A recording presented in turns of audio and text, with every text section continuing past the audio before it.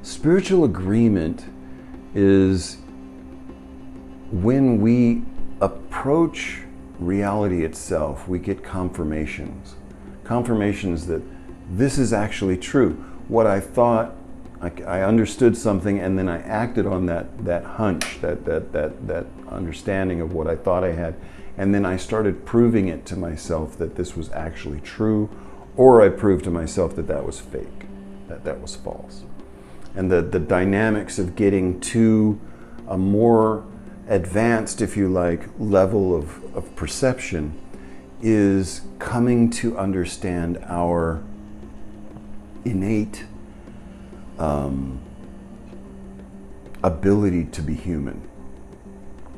So the perfection of humanity is called Insan. Insan is humanity, and Kamil, which is the beauty, the perfected, the tested.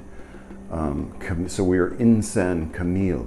We're trying to get to a point of perfected human, of a realized human being. So a perfect expression of who this individual is in relationship to the all-encompassing divine.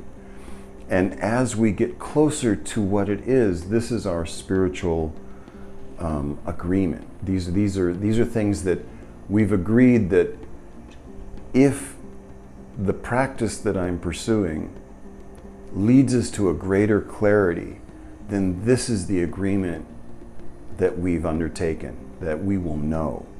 And the other side as well, if we pursue something and find out that that's false, we've made an agreement within ourselves to know this. So our agreement is to recognize the signposts along the way of the journey.